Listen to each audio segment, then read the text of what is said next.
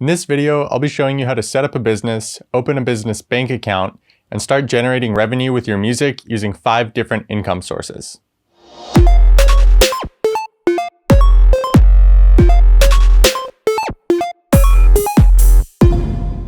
Hello, my name is Charles Hoffman. If you're interested in music production tutorials and gear roundups, consider subscribing to the Black Ghost Audio YouTube channel. You're about to be making a substantial amount of income from music, and the first thing you should do is set up an entity to conduct business through. By registering a business with the government, you'll receive a business number that will allow you to open up a bank account for your business. You'll be able to apply for loans, get potential supplier discounts, and you'll also be able to hire employees. Whether or not you need to register your business depends on your particular situation. It varies somewhat from state to state, and it's something you should talk to a lawyer about. Huge disclaimer here, I'm not a lawyer, and everything I'm about to share with you is pretty general knowledge. Just as a heads up, I've included affiliate links to certain products and services mentioned in this video in the description down below. If you make a purchase after clicking one of these links, Black Ghost Audio will earn a bit of money to make more helpful content just like this. If you live in the US, starting a business is really easy. You can use a website like Zen Business to take care of the entire process for you. This is the company I use to register Black Ghost Audio as a business. If you choose to register your business using Zen Business, the affiliate link in the description down below will hook you up with a $25 Amazon gift card. Alternatively, you can register your business directly with the government by filing a couple of forms. There are different types of businesses that exist. Some of the most common include a sole proprietorship, partnership, corporation, and limited liability company. The type of business that's best for you, for the most part, depends on the situation you're in. Let's take a quick look at some of these different business types. Registering a sole proprietorship means that you're the one and only owner of the business. In this situation, your personal assets are tied to your business. I recommend this if you're producing music alone and just starting out. By filing a couple forms, you can change your business type at a later date for a fee. Registering as a partnership means that you're one of multiple owners of the business. In this situation, your personal assets are still tied to the business. I recommend this if you're producing music with one or more people and you're just starting out. Registering a corporation completely separates your personal assets from your business. This means that if someone were to sue you, the business could get sued into the ground, but your personal finances would be off limits. The downside of owning an incorporated business is that you have to pay tax on whatever the business earns, and then pay tax again on whatever you pay yourself. Unless you're running a company making substantial revenue with multiple employees, it doesn't really make sense to register your business as a corporation. A limited liability company, or LLC, provides you with the asset protection of a corporation and the tax classification of a sole proprietorship or partnership. You get to take advantage of pass-through taxation, in which the LLC doesn't pay corporate taxes.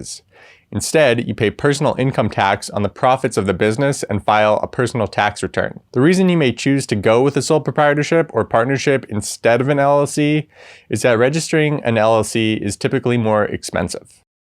When you register your business, you'll receive a business tax ID that will allow you to open a business bank account. A business bank account will help you keep your business funds separate from your personal funds. When you need to file your taxes, having your funds separated will make the process much easier. Make sure to keep receipts for everything you spend money on related to music throughout the year. You'll be able to write off these expenses, which will reduce the amount of money you need to pay in taxes when tax season rolls around. You can take care of this yourself by using an online service like QuickBooks or by hiring an accountant. Now that you have a bank account, you're ready to set up your income sources. When you release a song, there are various different types of royalties that you're entitled to.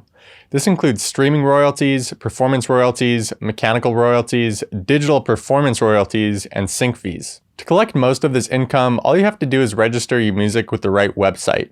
In the description down below, you'll find links to all the websites you'll need to use. I've included links for Americans as well as Canadians, since there are a few differences based on where you live. If you live somewhere else, you'll just need to find the equivalent type of organization in your country. Streaming royalties are earned when your music is streamed online. For example, when people stream your music via services like Spotify, Apple Music, Amazon Music, and iHeartRadio. You can collect streaming royalties by registering your music with a service like DistroKid or TuneCore.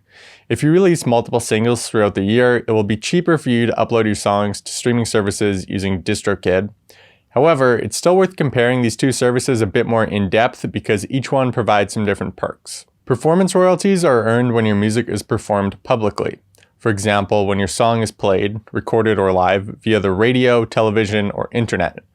This also includes having your music played at concerts and music festivals. To collect performance royalties in the US, you can register your music with ASCAP or BMI, and if you live in Canada, you should register with SOCAN. Mechanical royalties are earned when a physical copy of one of your songs is made. For example, when your music is sold on CD, vinyl, or cassette.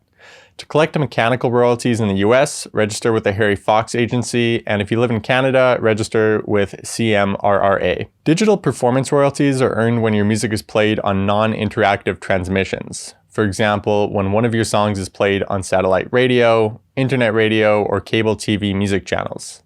To collect digital performance royalties in the US and Canada, register with SoundExchange. Sync fees are earned when someone pays you to synchronize your music with visual media. For example, when a television show, film, commercial, video game, etc. pays you to use your song in their project. In Canada, you can register with Connect. You don't need to go through Connect, but they can help you find people willing to sync your music. Typically, a project like a movie will hire someone known as a music supervisor to find music for their film. This music supervisor contacts various music publishing companies in order to find music that will work for their project. If your publishing company pitches them your music and they decide they're going to use it, you get a portion of the sync fee. A good chunk of this fee will go to your publisher for setting up the deal for you, and that's normal. You can set up sync deals independently, so it's not required to have a publisher, but using a publisher may be worth it if they push your music heavily. Setting up these 5 revenue streams will ensure that you're collecting all the royalties that you're entitled to.